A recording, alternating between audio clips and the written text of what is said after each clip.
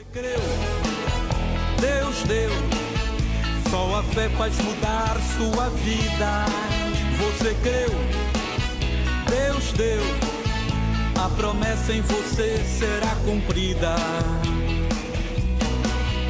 Josué preparou todo o povo para atravessar o Jordão. Pai, em nome de Jesus, te apresento a vida de cada um deles. Em nome de Jesus, te apresento esse momento, essa reunião, onde aqui, ó Pai, iremos aprender com o Senhor, com a sua palavra.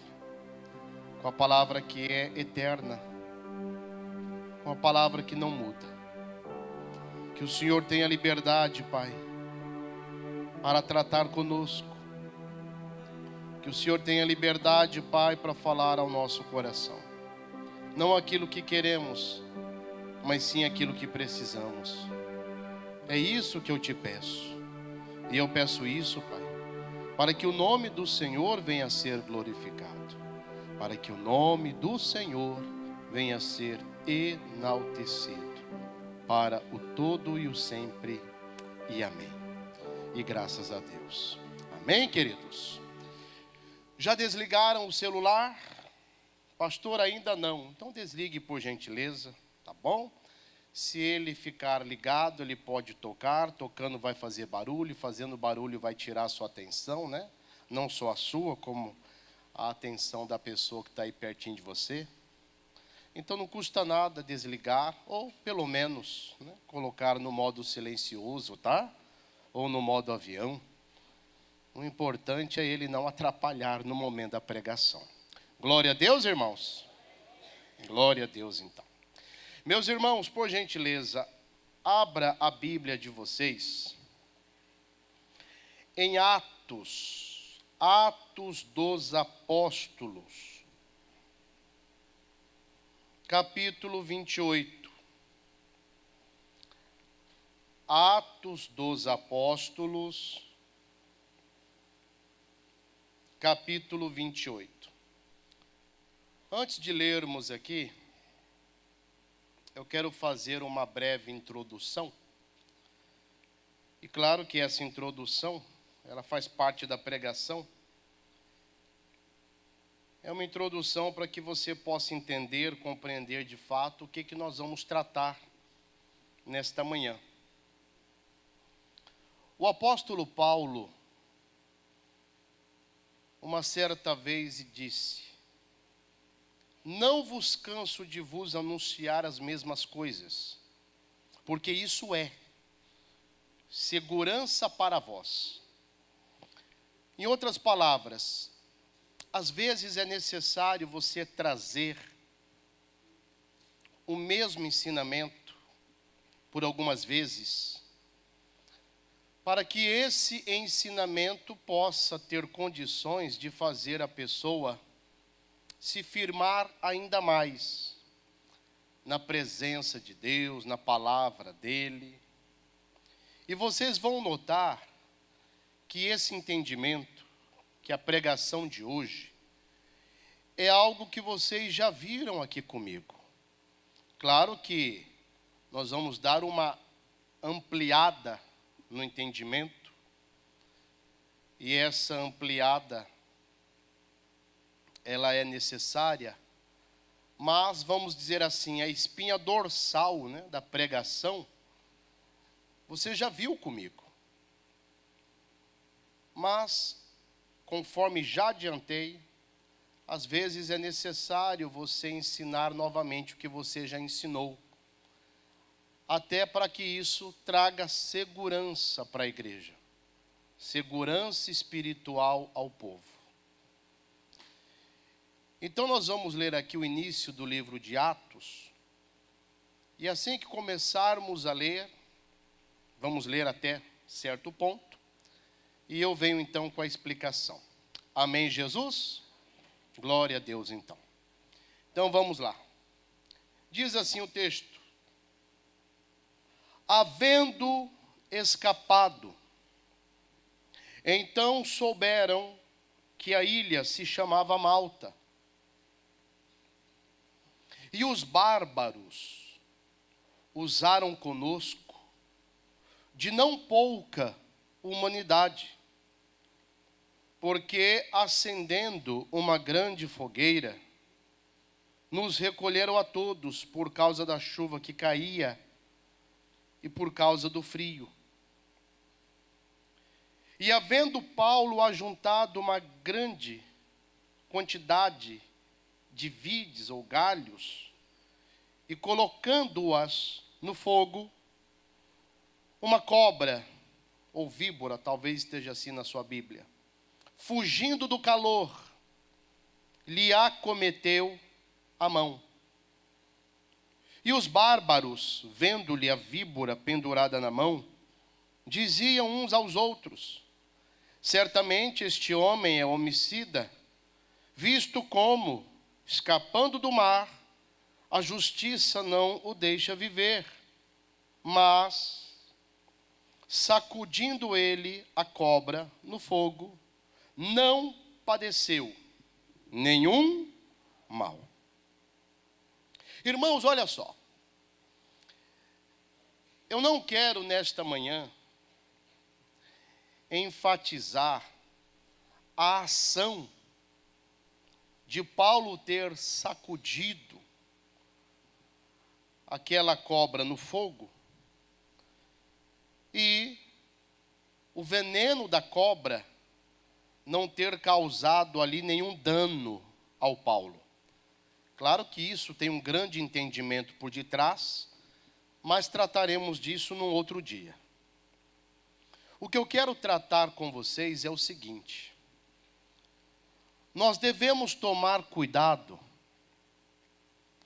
com uma coisa chamada hipotermia espiritual.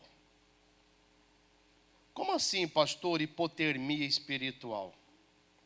Bom, primeiro vamos definir, o que é hipotermia. Se você jogar no tal do Google, claro que você vai ter vários significados, mas todos eles, bem dizer, estarão centralizados dentro disso que eu vou falar para vocês. A hipotermia nada mais é do que uma queda significativa e potencialmente perigosa em relação à vida do ser humano. Todos nós, para nos mantermos vivos, existe uma temperatura corporal necessária. E quando essa temperatura corporal, ela cai, e cai de uma forma brusca, então a hipotermia acontece. E muitas das vezes, essa hipotermia pode vir acompanhada do óbito. Inclusive, eu comentava esses dias, e comentava ontem aqui numa reunião que eu fiz só com os obreiros, que em alguns lugares, onde o frio é extremo, pessoas, por exemplo, em situação de rua, e até animais, acabam morrendo. Inclusive lá na minha terra, gente, que lá tem época que é frio, São Paulo, Guarulhos. Tem época que é frio, mas frio mesmo, gente. Não é esse frio que a gente vê por aqui. Esse dia falaram para mim: pastor, vai vir uma frente fria aí. Eu falei: é mesmo? Eu falei: que bom, que legal. Eu falei: beleza. Aí eu fiquei esperando a frente fria. Aí teve até um dia que deu um frescorzinho, né? Eu perguntei foi para o senhor, não, cadê o pastor Ivan? Não sei. Perguntei: e a frente fria? Não, pastor, já foi. Nossa, eu não... Já veio, já foi, nem senti. Mas brincadeiras à parte, tem época lá que é muito frio, e já teve casos de pessoas em situação de rua, que não tem aquela condição de se aquecer, acabarem, infelizmente, indo a óbito. Então, pegue esse entendimento, tá? Pegue esse entendimento e associa ele com o mundo espiritual. Então, assim como no campo físico, tá? Dentro do aspecto humano, a hipotermia pode trazer a morte, no campo espiritual também. se nós não tomarmos cuidado, daqui a pouco uma hipotermia espiritual pode nos alcançar. E essa hipotermia, ou seja, essa frieza espiritual, pode nos afunilar, nos conduzir a uma condição onde essa condição vai trazer a morte espiritual para nós. E o texto que nós lemos ilustra bem isso. Eu não vou ler de novo, até para ganhar tempo aqui, porque a pregação é um pouquinho extensa. Mas olha só o que aconteceu. No capítulo 27, você pode conferir depois lá, a Bíblia mostra que eles estavam passando por um inverno rigoroso. Um inverno extremo. E o navio que o Paulo estava, e os demais, esse navio acabou naufragando em águas congelantes. E o que aconteceu? Como o navio naufragou perto de uma ilha, então eles conseguiram nadar até essa ilha. Quando chegaram lá, os nativos daquela ilha, logo fizeram o quê? Acenderam uma grande fogueira, colocaram todos em volta. Por quê? Porque se eles não fossem aquecidos de uma forma rápida, poderiam acabar morrendo. Então aquele fogo que foi aceso, foi que garantiu a vida deles. Só que quando Paulo percebeu que o fogo estava diminuindo a sua chama, e aquele fogo estava sendo essencial para a vida, o que o Paulo fez? Paulo se levantou e foi atrás da lenha, para manter a chama acesa. E foi justamente nessa hora que a cobra mordeu a sua mão. Mas o que eu quero enfatizar é a ação do Paulo, de ir atrás da lenha, dos galhos, dos gravetos, para manter a chama acesa.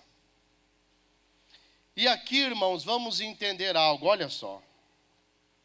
Biblicamente falando, o Espírito Santo, ele é representado por algumas coisas na Bíblia Sagrada. Por exemplo, o santo azeite representa o Espírito Santo. A própria ave, a pomba, representa o Espírito Santo. E o fogo, a chama, ela também representa o Espírito Santo. Então, nós temos que conceber na nossa mente o seguinte, que a chama do Espírito Santo, ela não pode se apagar. Essa chama, ela tem que arder continuamente. E para que a chama, para que o fogo possa arder continuamente, é necessário que o fogo seja alimentado. Porque se o fogo não for alimentado, ele se apaga. Por isso que em Provérbios a Bíblia diz, sem lenha o fogo se apaga, e é verdade. Todo mundo é sabedor disso. Então é necessário nós irmos atrás da lenha, para que a chama não se apague. Por isso que quando Paulo escreve às igrejas, ele fala, não extingais o Espírito. Ele usa aqui uma expressão, não apagueis o Espírito. Ele está dizendo o quê? A chama do Espírito não pode ser apagada. Porque se a chama se apagar, a hipotermia espiritual vai bater a nossa porta. A chama se apagando, gente, ao invés de você avançar, ao invés de você progredir, você vai retroceder, regredir. ao invés de caminhar adiante, crescendo na fé, na presença de Deus, você deixa de avançar. Pelo contrário, você vai retrocedendo. E retrocedendo é o caminho para aquilo que a Bíblia chama de apostasia. Que é algo que infelizmente tem alcançado a muitos.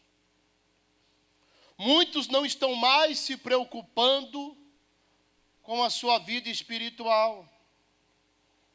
Não se importam mais com ela. Isso é indício de apostasia.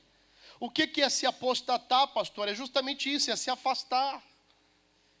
E se tem algo que nós não podemos, em hipótese alguma, é estarmos afastados de Deus.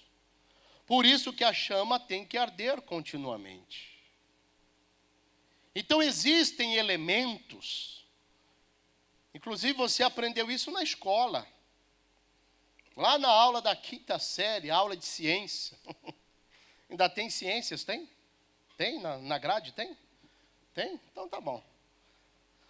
Mas lá na aula da 5ª série, ciências, nós aprendemos que o fogo, para ele se manter, é necessário pelo menos 3 elementos. Se esses elementos estiverem unidos, o fogo se mantém. Mas tirando um desses elementos, o fogo se apaga. É aquilo que nós chamamos do tripé do fogo, que nada mais é do que combustível, fonte de calor e o oxigênio. Tirou um desses, já era, não tem fogo. E claro que nós vamos aprender hoje o que representa o combustível para nós. O que representa a fonte de calor. O que representa o oxigênio para o cristão. Nós vamos fazer essa analogia para você poder se analisar, se julgar. Porque talvez um desses elementos está faltando na sua vida. Talvez um deles, 2 deles ou os 3. Inclusive, né? O tal do experimento, né? Para provar que isso é verdadeiro, que isso é real. Eu lembro que eu até mostrei para vocês aqui. Eu falei, vou mostrar de novo. Vou mostrar de novo. Quer ver? Ô pastor, já está ali preparado já, né? Pronto. Vocês conhecem esse moço aqui, gente? Aí, ó. Engraçadinho ele, né? Me ajuda aqui.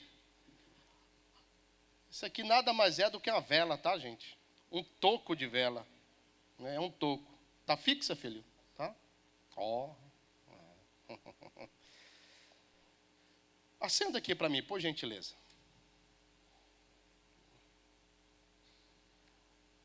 Isso.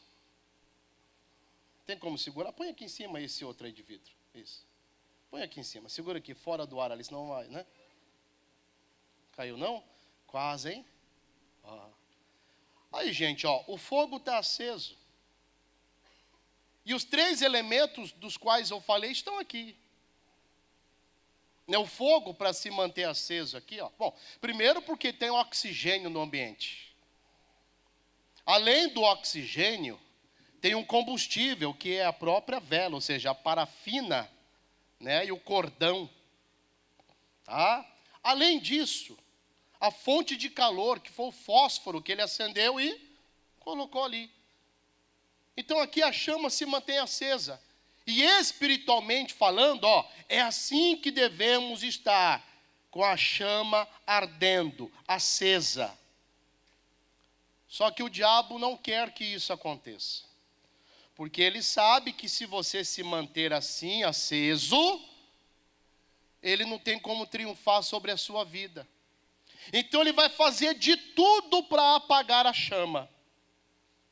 E ele pode querer enfraquecer você, tirando de você um desses 3 elementos que nós vamos tratar aqui. Se ele conseguir tirar um, pronto, já é suficiente, irmão. Já vai conseguir te conduzir a uma condição onde a chama vai se apagar. Ó, exemplo prático. Ó, eu coloco aqui outro recipiente em cima. A chama se mantém acesa. Mas o fogo que está lá dentro está consumindo o oxigênio em volta dele. Dá para ver aí atrás, irmãos, que está aceso? Dá para ver? Né? Se der tempo de apagar, pastor, pelo menos essa, antes que apague aqui. Ó, já foi uma ligeira ali. Aos poucos, gente, olha o que vai acontecendo. Ó. O oxigênio está sendo consumido, vai acabar o oxigênio e automaticamente a chama vai diminuindo, diminuindo, diminuindo, diminuindo e se apaga. É isso aqui que não pode acontecer comigo. É isso aqui que não pode acontecer com você. Não pode. E isso só acontece com você se você permitir. Se você permitir, isso daqui acontece. Mas se isso daqui acontecer, ô meu irmão, é suicídio espiritual. Pode acender, pastor. Então vamos tratar um pouquinho, obrigado, parece garçom. Vamos falar um pouquinho, irmãos, do que para o cristão pode representar a fonte de calor. O que para o cristão pode representar o combustível. E o que para o cristão pode representar o oxigênio, ou seja, aquilo que mantém o fogo aceso. Em primeiro lugar, vamos falar um pouco do combustível.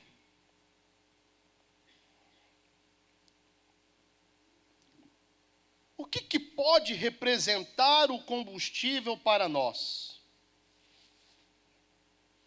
O combustível, irmãos, é a palavra de Deus.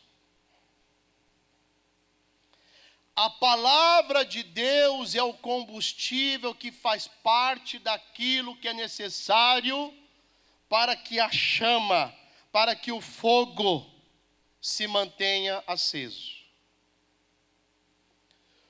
Já que esse combustível é necessário, então, irmãos, que a palavra de Deus se faça presente na nossa vida, seja através de quando você para ouvi-la, e seja também através da meditação, ou seja, do seu envolvimento, do seu relacionamento com a palavra de Deus.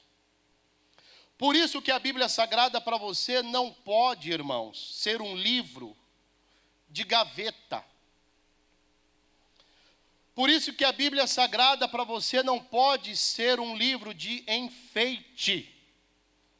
E quando eu digo livro de enfeite, é porque alguns têm um costume, e detalhe, esse costume não é errado, não é pecado, mas espera aí. Não adianta nada ter esse costume se aquela palavra não está dentro de você. Qual costume, pastor? Às vezes a pessoa pega a Bíblia, abre a Bíblia, deixa ela aberta, no Salmo 23 ou no Salmo 91, compra até um suportezinho bonito e põe assim, né, aberta na penteadeira, põe lá na estante, no criado mudo. E é errado, pastor? Não, não é errado. Eu, vou ser sincero, eu acho até bonito. Mas vem cá, o que adianta a Bíblia estar aberta lá na estante, na penteadeira, no criado mudo, etc., se ela não está aberta onde? No teu coração. Não adianta nada, irmão. E para essa palavra estar aberta dentro de você, é necessário você ter, relacionamento com ela. É necessário você gastar o seu tempo meditando nela. A sua Bíblia, irmão, ela tem que ter aquele aspecto de velha, de livro velho. Prova que você a manuseia. Prova que você gasta o teu tempo meditando nela, lendo-a. Às vezes a tua Bíblia, irmão, com todo respeito, as páginas ainda estão grudadas. Quando você compra uma Bíblia nova, né, aquela parte de cima, né, não sei como é que eles fazem, né, mas jogam uma camada de tinta assim dourada ou prateada, enfim. aquela cor brilhosa, bonita. Às vezes aquilo ali cola uma página na outra, né? E só quando você vai folheando ela que ela vai soltando. Talvez a sua ainda está toda lá grudada uma página na outra. Porque você só pega na Bíblia quando vem para a igreja. E olha lá. Então é necessário que o povo de Deus comece a ter uma vida mais dedicada, gente, a essa palavra. Porque ela é o combustível. É dela que você extrai entendimento, é dela que você extrai discernimento, é dela que você extrai diretrizes, é dela que você extrai quem é Deus, o caráter de Deus, como é Deus. A fonte de tudo que provém de Deus está nela. Nela está a luz que ilumina a sua vida. Lembram do Salmo 119, versículo 105? Pode colocar aqui para mim? Coloca para mim, Alice. Salmo 119, versículo 105. Olha como é conhecido. Mas olha o que o salmista fala, ó. Lâmpada para os meus pés é o que, gente? É a tua palavra. E o que mais? E luz para o meu caminho. Essa palavra ela tem que estar presente na nossa vida para iluminar o nosso viver. Para que ela seja o combustível que mantenha essa chama acesa. Nós temos que ter esse desejo, gente. Nós temos que ter essa fome pela palavra de Deus. Esses dias eu estava aqui pregando sobre Lucas capítulo 5. E tem detalhes que muitas das vezes estão no texto e nós não atentamos para eles. Em Lucas capítulo 5, pode colocar aqui também, Alice. Vocês podem anotar, tá? Aí vocês leem depois. Mas olha só o que diz, ó. E aconteceu o quê? Ó, apertando-o a multidão para ouvir a palavra de Deus. Olha só, estava ele Jesus, junto ao lago de Genezaré. Irmãos, olha só, naquele dia, naquele lugar, a multidão se apertava, a multidão se exprimia, eles estavam disputando o lugar na praia do lago. Por isso que o Senhor Jesus entrou no barco do Pedro e afastou um pouco, até para que ele tivesse condições de pregar a todos que ali estavam, porque aquele povo estava sedento pela palavra, eles queriam a palavra. Por isso que a própria Bíblia diz, no Monte das Bem-aventuranças, o Senhor Jesus afirma: bem-aventurados que têm fome e sede de justiça. O que é a justiça? É a palavra. Essa fome, essa sede, que é uma necessidade, meu irmão, na nossa vida, ela tem que ser uma necessidade diária. Uma necessidade que nós não ficamos ali fazendo regime dessa necessidade. Muito pelo contrário. Na chamada oração sacerdotal, que é a oração do Pai Nosso, que gente transformou isso numa reza, mas na oração sacerdotal, o Senhor Jesus diz lá: o pão nosso de cada dia dá-nos hoje. Ou seja, para cada dia é um pão, para cada dia é um alimento, para cada dia é necessário uma palavra. E isso muitas das vezes, irmãos, não está mais existindo na nossa vida. Gastamos tempo com tantas coisas, e muitas das vezes não estamos gastando tempo com a palavra. Esse livro não tem sido o livro da nossa meditação. E a Bíblia diz que esse livro deve ser o livro da nossa meditação. Quando você lê o Salmo 1, a própria palavra ensina isso. Lembra do que diz o Salmo 1? Conhecidíssimo. Bem-aventurado o varão que não anda segundo o conselho dos ímpios, nem se detém no caminho dos pecadores, nem se assenta na roda dos escarnecedores. Antes, tem o seu prazer aonde? Na lei do Senhor, ou seja, na sua palavra. E na sua lei, medita quando? Dia, noite. Constantemente. Se você pudesse fazer um paralelo, pegar, por exemplo, o teu celular, e você poder ali saber quanto tempo você passa conectado nele, sem considerar trabalho, tá? Que eu sei que tem gente que usa o celular, usa as redes sociais para trabalho. Não estou falando disso. Mas tem gente que usa não para trabalho, é só para interter. Se você for naquelas configurações e procurar saber quanto tempo você passou conectado em aplicativo tal, em rede social tal, quanto tempo dá? Aí você conflita esse tempo com o tempo que você se dedica à leitura, à meditação da palavra. Talvez, irmãos, e esse talvez é mais para certeza do que para talvez, o tempo que você passa conectado é maior, infinitamente maior, do que o tempo dedicado à leitura e à meditação da palavra. Irmãos, eu não entendo como é que o povo que diz que ama a palavra não gasta tempo com ela. Se não gastamos tempo com a palavra, estamos desnutridos espiritualmente falando. Porque a palavra é alimento. O próprio Senhor Jesus afirmou: eu sou o pão vivo que desceu do céu. Eu sou. Ele está dizendo que Ele é o pão é alimento. Jesus é a palavra.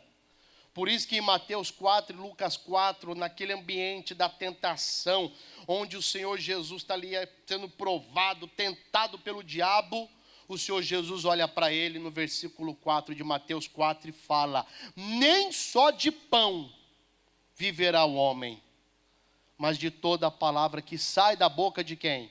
De Deus. A boca de Deus aqui, ó. Aqui. Às vezes a pessoa fala: Deus, fala comigo. Abra a Bíblia. Aqui, Deus vai falar com você. Abra.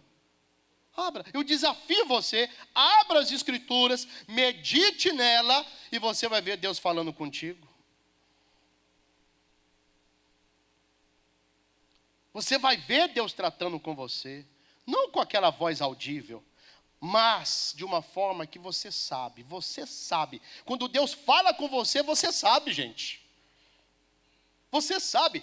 É igual quando Jesus chegou diante do túmulo de Lázaro. Jesus falou assim: Lázaro da Silva Xavier, CPF 305 649 555 48, venha para fora. Não. Jesus só chegou e falou: Lázaro! Fala para mim, quantos Lázaros já não estavam no mundo na eternidade? Quantos Lázaros? Muitos. Mas quando Jesus falou: Lázaro, venha para fora, aquele Lázaro sabia que era com ele. Quando a palavra trata com você, você sabe que é com você. E nem adianta: será que é comigo? É com você. Você sabe que é com você. Por isso que é necessário, gente, gastarmos tempo com ela. E quando você gasta tempo com a palavra, você se arma de um armamento espiritual poderoso, que se chama espada.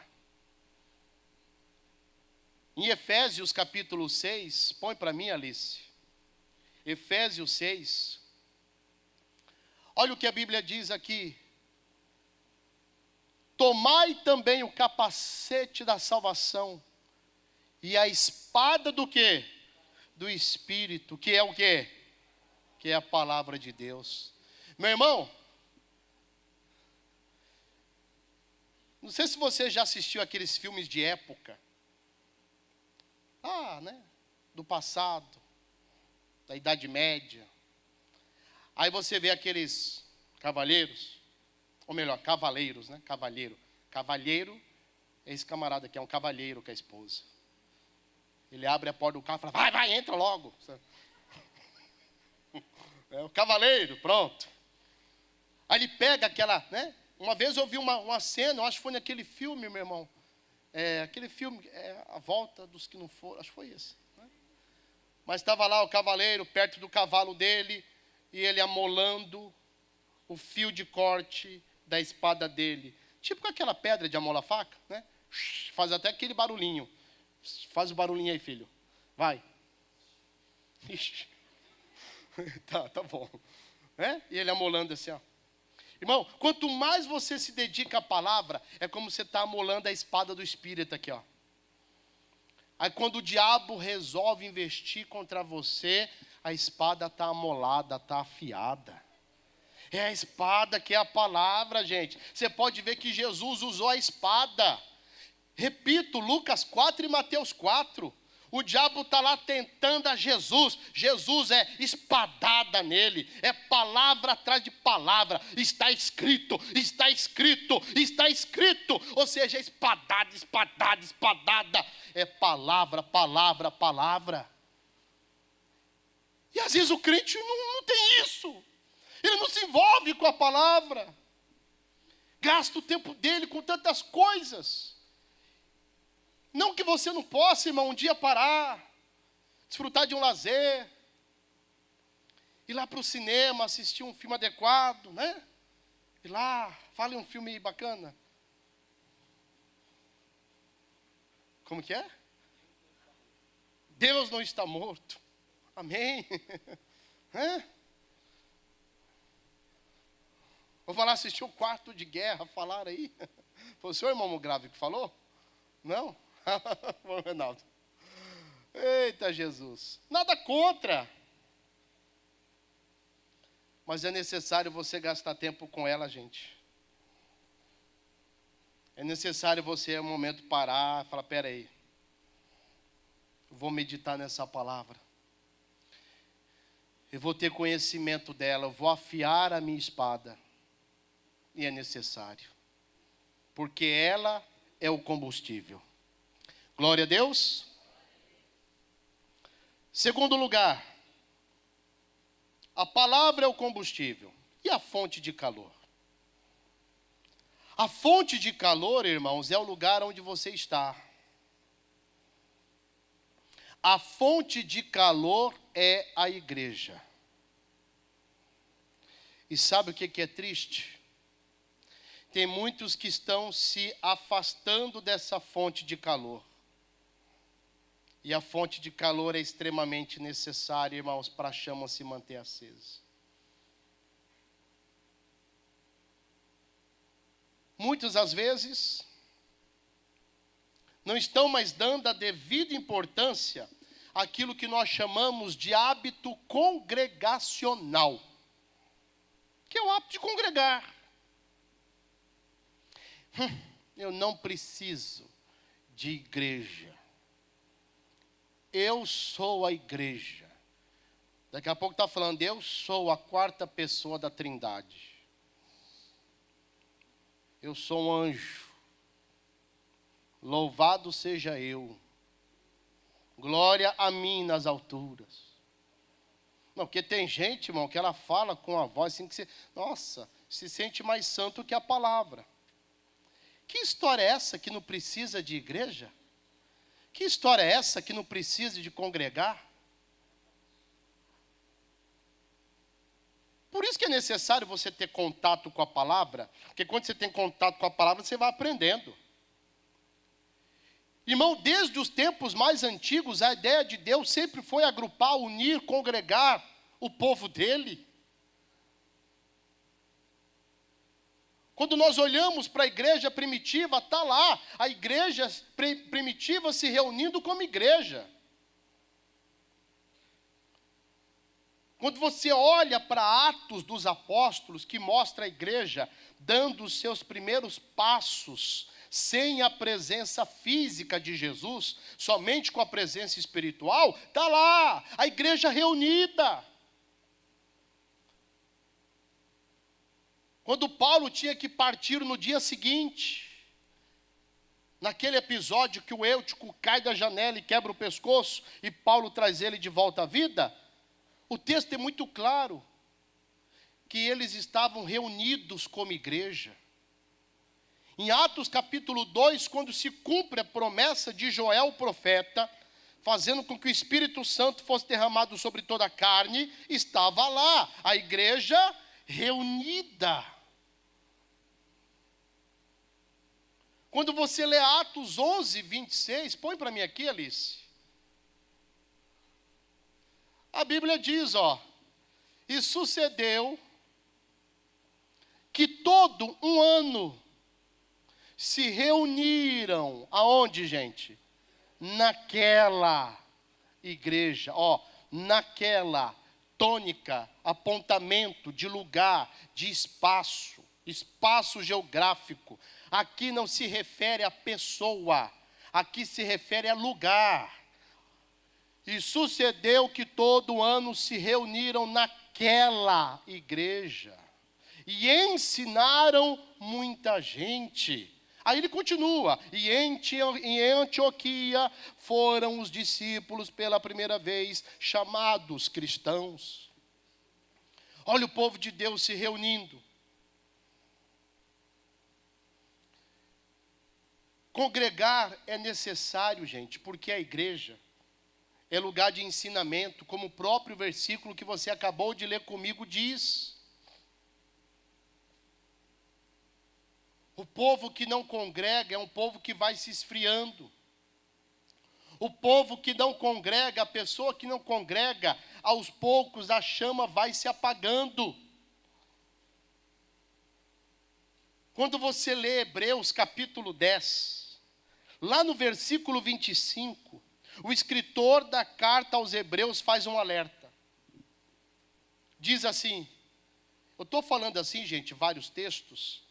Eu não estou pedindo para você abrir a Bíblia, para nós ganharmos um pouquinho de tempo, mas você pode anotar e você lê depois, amém? Em Hebreus 10, 25, a Bíblia diz, não deixando a nossa congregação, como é costume de alguns, ou seja, alguns perdem o costume. Qual o costume? De congregar, de se reunir como igreja. Pega uma outra tradução para mim, Alice, põe aí a NVT. Pronto, já colocou a NVI, deixa a NVI. Não deixemos de reunir-nos como igreja. Não deixemos de reunir-nos como igreja, segundo o costume de alguns. Pode passar. Mas procuremos encorajar-nos uns aos outros. Põe na NVT agora. Não deixemos de nos reunir, como fazem alguns, mas encorajemo-nos mutuamente, sobretudo agora que o dia está próximo. Põe uma outra tradução, Alice, põe a NTLH. Não abandonemos, como alguns estão fazendo, o costume de assistir às nossas reuniões, ou seja, os nossos cultos. O escritor da carta aos Hebreus estava dando esse alerta. A carta aos Hebreus foi escrita a quem, pastor? Aqueles que simplesmente deixaram a prática religiosa e abraçaram os ensinamentos de Cristo, mas agora estavam deixando de lado os ensinamentos de Cristo e voltando muitas das vezes às práticas religiosas, e dentro dessas práticas estavam abandonando o hábito de congregar. Nesse ano que eu estou com vocês, eu já vi isso acontecer aqui. Aí você chama a pessoa, você conversa. Não, pastor, não preciso de igreja, não. Preciso não. Eu sou a igreja, pastor. Eu sou a igreja. Meu Deus. Mas sabe o que é isso? É aquele espírito de engano que eu comentava essa semana com vocês. Paulo alerta a igreja contra os enganos. E hoje tem muitos enganadores que estão ocupando as mídias sociais, proferindo, ensinando coisas que distorcem a verdade bíblica. Irmão, até o animalzinho, gente, até o animalzinho que representa o povo de Deus, nos ensina que o povo de Deus tem que estar unido, reunido, agrupado, congregado. Qual que é o animal que representa o povo de Deus? Qual que é, gente? Ovelha. A ovelha é um bicho que vive junto com outras. A ovelha não é um bicho solitário. Pelo contrário, quando uma ovelha se perde, danos, muitos danos, começam a alcançar aquela ovelha. Uma vez eu estava vendo um vídeo real, tá? Não é vídeo fictício não, de uma ovelha que se perdeu das demais. Passou tempos e tempos perdida. Quando encontraram a bichinha, ela mal ficava em pé, devido à quantidade de lã que ela desenvolveu. Você não via nem mais a carinha dela, o focinhozinho. E a bichinha já toda atrofiada, que não conseguia andar devido ao peso. Quando arrancaram a lã, estava magrela, de fome. Por quê? Porque ela não era cuidada. A ovelha precisa ser cuidada, alimentada. Por isso que a Bíblia diz que a ovelha tem que ser conduzida aos pastos verdejantes para ser alimentada, aos rios de águas tranquilas para poder matar a sede. A ovelha precisa ser pastoreada. Isso espiritualmente não é diferente, irmão. Quando você congrega, quando você sai lá da tua casa e vem para cá, aqui é o pasto verdejante, onde você recebe o alimento. Aqui é o rio de água tranquila que mata a tua sede. Aqui você está sendo instruído, direcionado, em outras palavras, cuidado, apacentado. E tem gente que quer tirar isso de você. Mal sabe você que se você começar a ouvir esses enganadores, a chama vai diminuindo, diminuindo. E aquele exemplo que eu dei, daqui a pouco ela vai diminuir a tal ponto que ela se extingue, ela se apaga.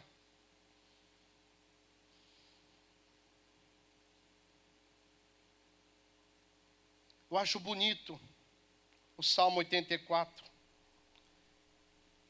Vamos dar um pulinho lá, vai? Para falar que eu não fiquei só num texto, com a Bíblia aberta. Vamos lá, Salmo 84. Quão amáveis são os teus tabernáculos, Senhor dos exércitos. A minha alma anelante, a minha alma está anelante e desfalece pelos átrios do Senhor. Ele está dizendo que, olha, eu preciso estar no átrio, senão eu vou desfalecer. O meu coração e a minha carne clamam pelo Deus vivo. Até o pardal encontrou casa e a andorinha ninho para si e para a sua prole junto aos teus altares, Senhor dos exércitos, Rei meu e Deus meu. Bem-aventurados os que habitam, aonde? A tua casa. Louvar-te-ão continuamente. Olha aí, ó, bem-aventurados. O que é ser bem-aventurado? Feliz, bem-sucedido, os que habitam. Claro que esse habitar não é no sentido de morar literalmente, mas é aquele que constantemente está na casa de Deus, aprendendo com Ele, com a palavra dEle.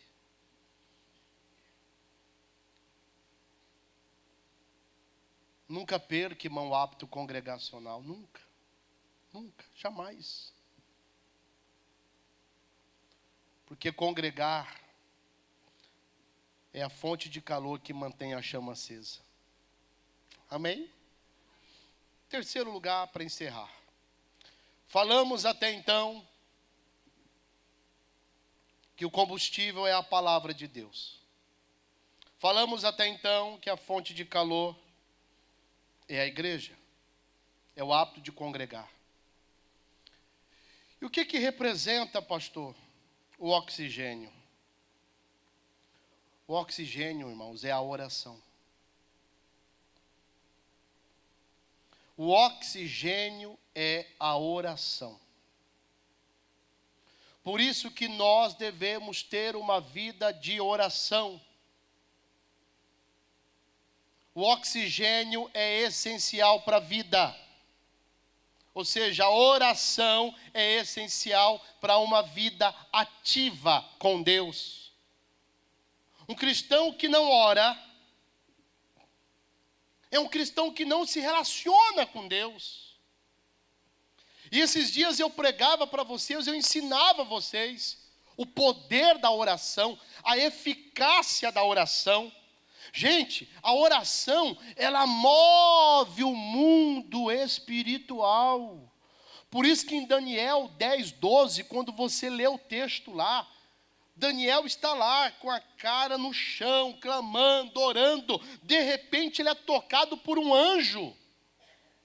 Daniel até se assusta. Aí o anjo olha para ele e fala: Daniel, não precisa ficar assustado, Daniel. Porque eu vim, Daniel, eu vim por causa das tuas palavras. As palavras, ou seja, a oração de Daniel, moveu o mundo espiritual ao seu favor. Quando você lê Atos 12, você vê ali a igreja movendo o mundo espiritual a favor de Pedro. E eles moveram o mundo espiritual por meio da oração. Às vezes, irmãos, o dia começa, o dia termina, e você não parou nem sequer um momento para falar com Deus, para tratar com o seu Criador. É lindo quando nós lemos na Bíblia Sagrada que os ouvidos do Senhor estão atentos ao clamor do justo. É lindo quando nós lemos que a oração do justo pode muito em seus efeitos. Mas será que os justos estão orando?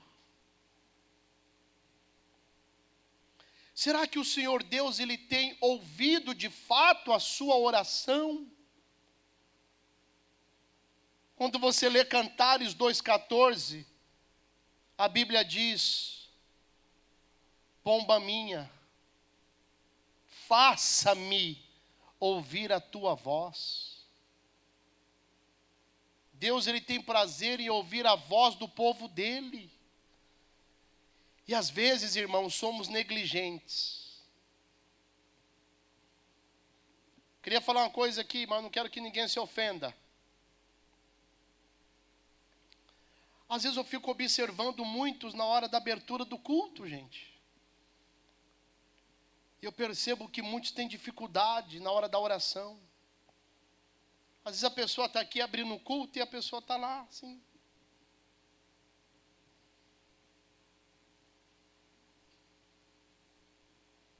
Está te incomodando o meu silêncio?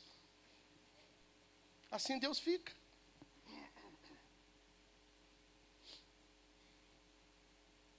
Deus olha para você e fala: peraí, deixa eu ouvir o clamor desse meu servo. Ele se inclina.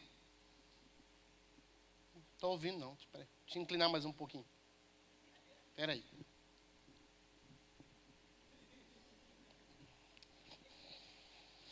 Tá não.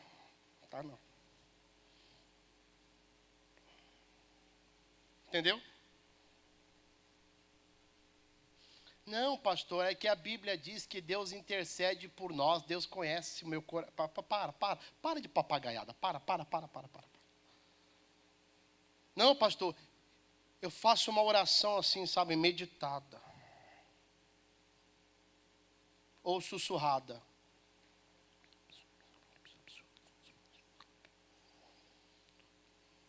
Esse tipo de oração você faz, sabe aonde? Na UTI do hospital, de quando você for visitar um. Porque tem gente, irmão, tem vezes que eu vou fazer visitas em UTIs. Tem hora que pastores enfrentam uma certa resistência, porque tem uns irmãozinhos, irmão, que eu vou te falar.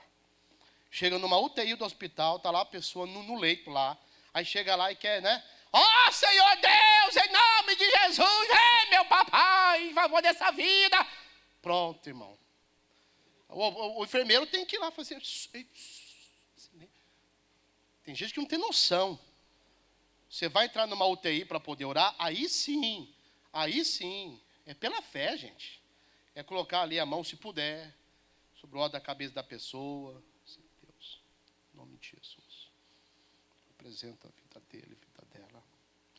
Quebra o poder do inferno, o poder do diabo. Aí diferente, está dentro de uma UTI. Diferentemente, aqui você tem liberdade para orar. Aqui você tem liberdade para engrandecer e enaltecer o Deus da sua vida. Às vezes você não ora. Deus não conhece a sua voz.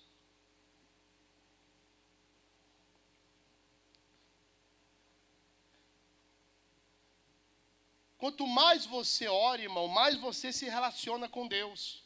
Quanto mais você se relaciona com Deus, mais você o conhece. Mais você desenvolve a condição de crer. Por isso que a vida de um cristão tem que ser uma vida de constante oração. Por isso que quando Paulo escreve a carta aos Tessalonicenses, ele fala, orai sem cessar. Ou seja, tenha uma vida de oração contínua. Não é orar só quando a corda está no pescoço. Não é orar só quando as coisas vão mal. Não é orar só quando o bicho pega. Não! No Salmo 5, já que você está com a Bíblia aberta no livro dos Salmos, vamos terminar aqui. No Salmo 5, olha o que a Bíblia diz aqui.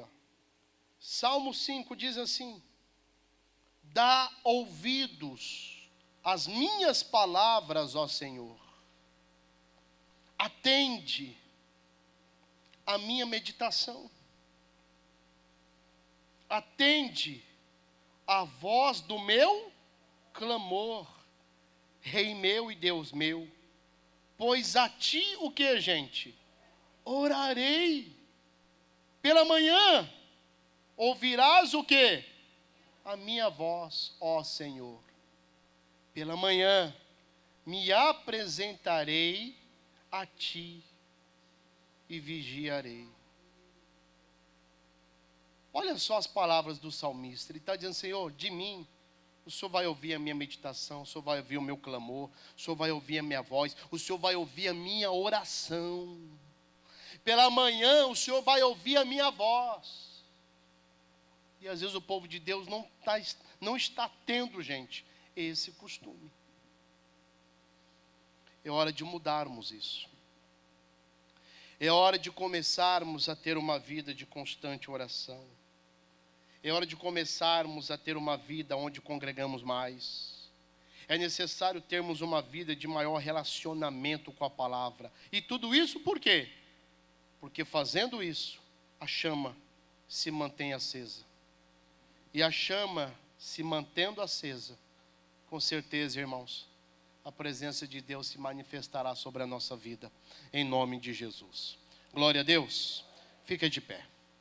Você creu, Deus deu, só a fé faz mudar sua vida. Você creu, Deus deu, a promessa em você será cumprida. Josué preparou todo o povo para atravessar o Jordão.